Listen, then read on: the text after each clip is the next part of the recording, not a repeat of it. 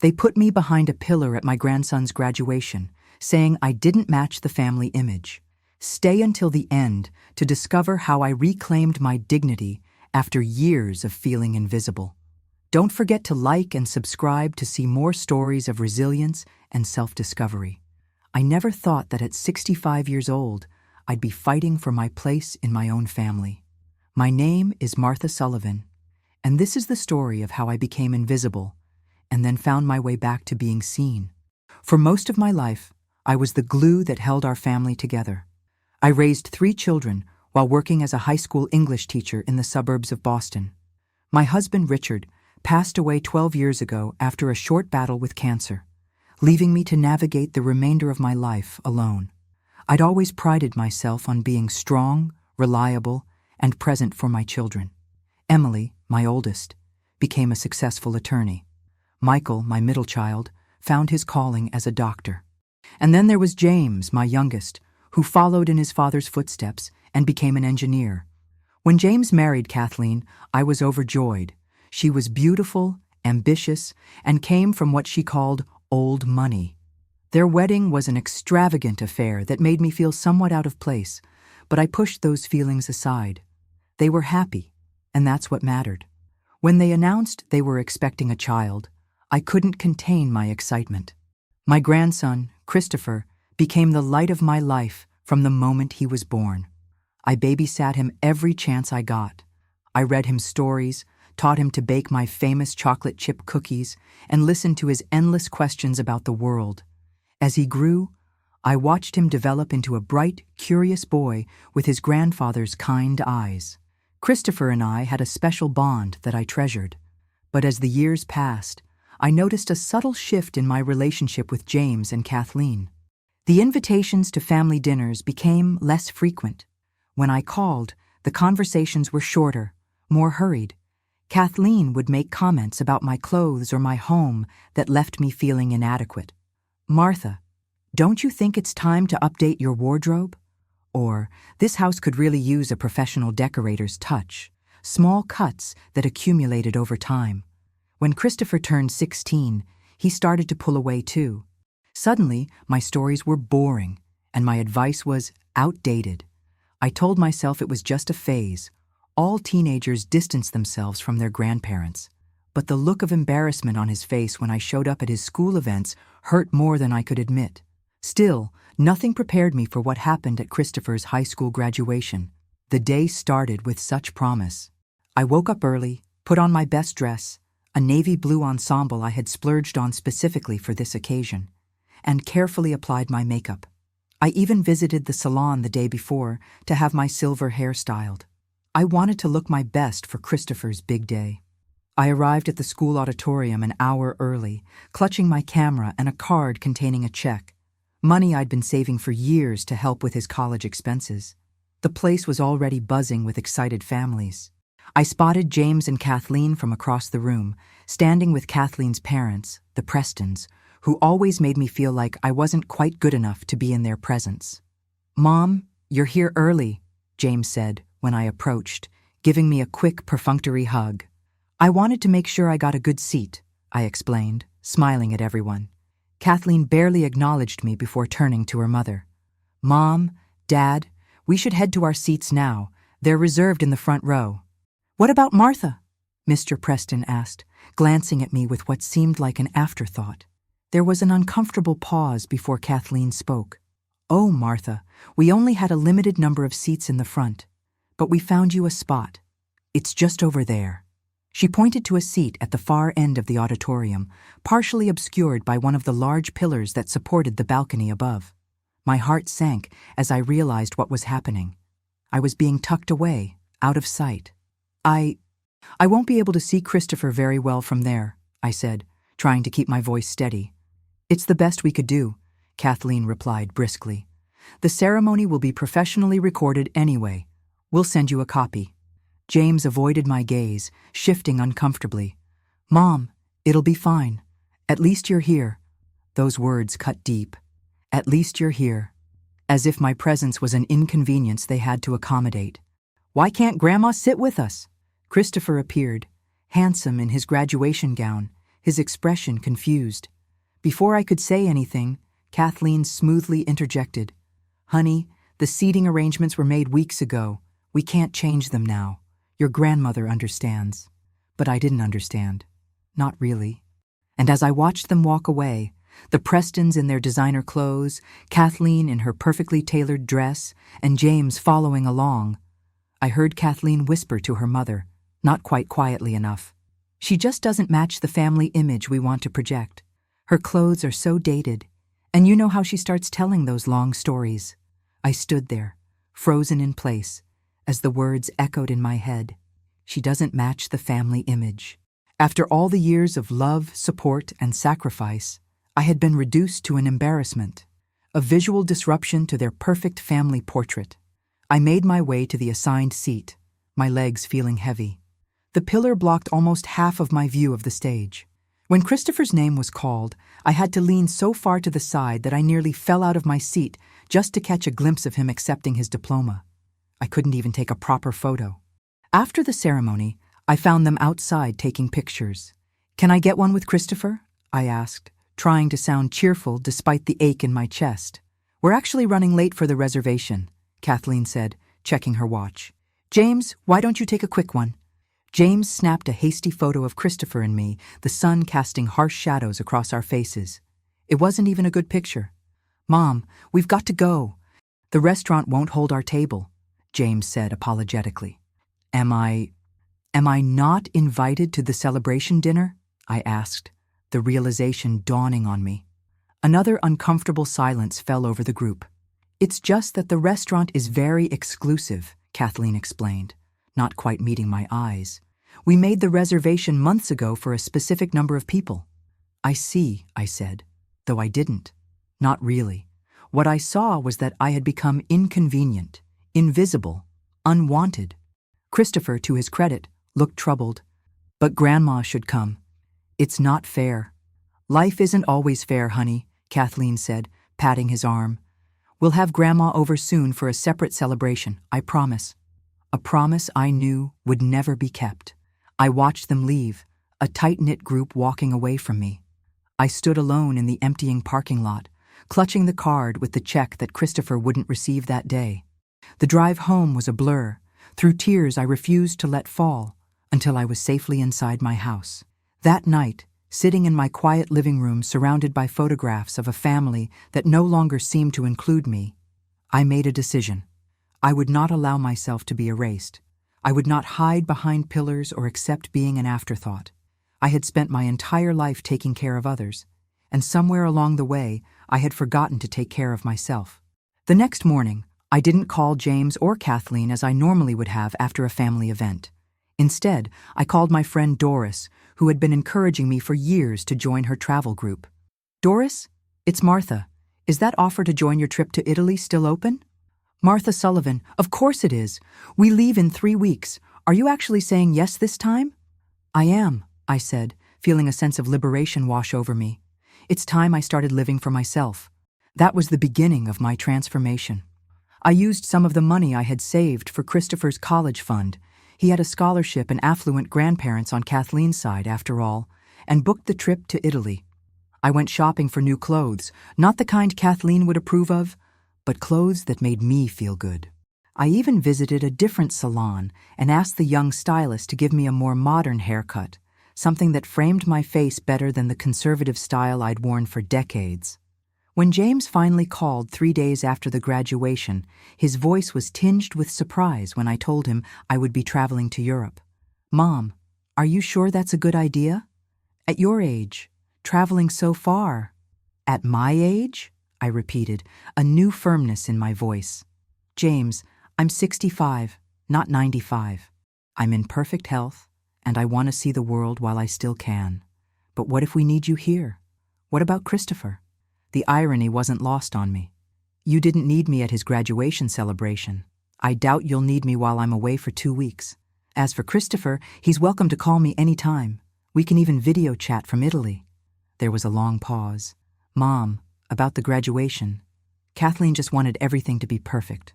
"Perfect doesn't include hiding your mother behind a pillar, James, or excluding her from a family celebration. She didn't mean..." She meant exactly what she said. I heard her, James. I heard what she said about me not matching the family image you want to project. Another silence, longer this time. I'm sorry you heard that. Kathleen sometimes gets caught up in appearances. And you let her. You stood by and said nothing. He had no response to that, and for the first time in our relationship, I didn't rush to fill the awkward silence or smooth things over. I let him sit with the uncomfortable truth of his actions. I'll be back in 2 weeks, I finally said. We can talk more then if you'd like. Italy was transformative. With Doris and the travel group, mostly other women my age, many also widowed or divorced, I found a freedom I hadn't experienced in years. We wandered through ancient streets, ate gelato in sun-drenched piazzas, and laughed more than I had in a decade. I bought colorful scarves and bold jewelry. I took cooking classes and learned to make authentic pasta from scratch.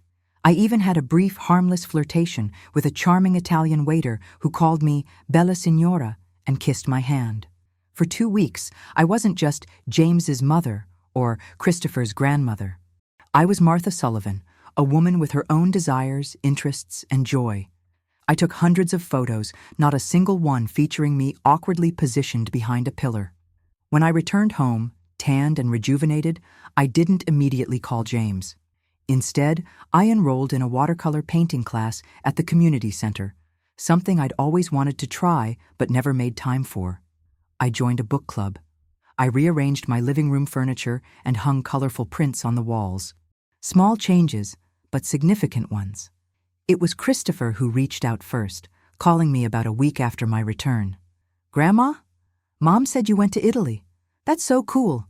Did you see the Colosseum?" His genuine interest warmed my heart. "I did, and the Vatican, and the Trevi Fountain. I have so many pictures to show you. Can I come over and see them? Maybe this weekend?" I hesitated, not wanting to set myself up for disappointment. "Have you checked with your parents?" I wouldn't want to interfere with any plans. "I'm 18 now, Grandma," he said, a new maturity in his voice. "I can decide who I want to visit, and I miss your chocolate chip cookies." That Saturday, Christopher came over. He seemed shocked when he saw me, doing a double take as I welcomed him into my newly arranged living room. "Wow, Grandma, you look different. Good different. And your house looks awesome, too." I smiled, touching my shorter, more stylish hair. "Thank you. I decided it was time for some changes." We spent hours looking through my Italy photos. I told him about the art, the food, the people. He listened with genuine interest, asking questions and laughing at my stories about Doris's misadventures with the Italian language. As we were eating cookies in the kitchen, Christopher suddenly grew serious. "I'm sorry about what happened at graduation. The pillar thing, and the dinner." It wasn't right. His maturity touched me. "Thank you for saying that. Mom and Dad had a big fight about it afterward. I heard them. Dad said Mom went too far." I raised an eyebrow but said nothing, letting him continue. I think Mom is insecure sometimes. Her parents are always judging everything. Nothing is ever good enough for them. And she tries so hard to make everything perfect." It was an insightful observation from someone so young. And while it didn't excuse Kathleen's behavior, it helped me understand it a little better. "That doesn't make it okay," Christopher added quickly. "What they did to you wasn't okay." "No, it wasn't," I agreed. "But I've decided not to let it define me or our relationship. You're always welcome here, Christopher, and I'm going to keep living my life fully, pillar or no pillar." He grinned at that. "Good. Because I want to hear more stories about that Italian waiter who called you Bella whatever." I laughed, feeling lighter than I had in months. Over the next few weeks, I continued my new activities. I made friends in my painting class. I contributed thoughtfully to book club discussions. I even started volunteering at the local library, reading to children during story hour. My life was becoming fuller, richer, and more authentically mine. James called occasionally, our conversation still somewhat strained but improving. Kathleen remained distant, but I no longer measured my worth by her approval.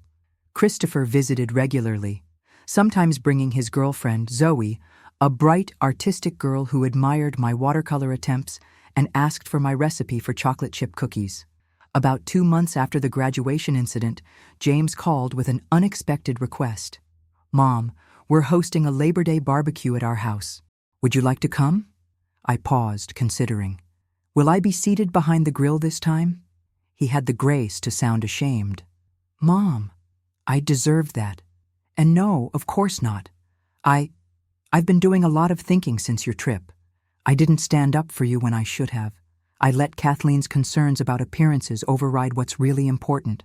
Family. All of our family. And Kathleen? How does she feel about this invitation?" He sighed. She and I have had some serious conversations. Christopher made his feelings very clear, too. He threatened not to come home from college for Thanksgiving if we didn't start treating you better. That made me smile.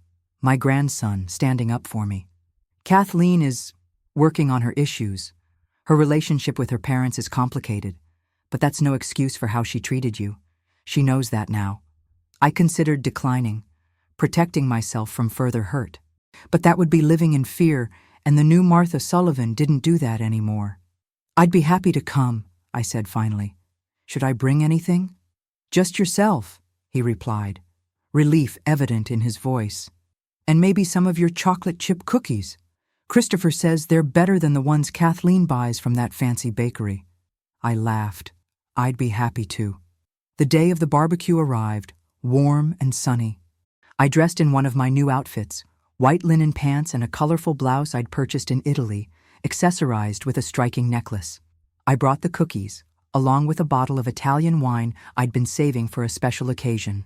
When I arrived at James and Kathleen's expansive home, I was prepared for awkwardness. What I wasn't prepared for was Christopher rushing out to greet me with a warm hug, or James following close behind, his smile genuine as he took the wine and cookies from my hands. "Mom, you look fantastic," he said, and I could tell he meant it. Inside, Kathleen was in the kitchen, looking uncharacteristically nervous. When she saw me, she hesitated before approaching. "Martha, thank you for coming," she said formally. Then, more softly, "Your blouse is beautiful. The color suits you." It wasn't an apology, but it was a start. The barbecue was pleasant, with several of James and Kathleen's friends in attendance, along with the ever-critical Prestons. I noticed Mr. Preston eyeing me with surprise when I mentioned my trip to Italy, and even more surprise when I engaged his wife in a knowledgeable discussion about Renaissance art, a subject I'd studied intensively before my trip. "You seem different, Martha," Mrs. Preston commented, her tone suggesting she couldn't quite figure out what had changed. "I am different," I replied simply. "I've remembered who I am beyond being someone's mother or grandmother. It's quite liberating."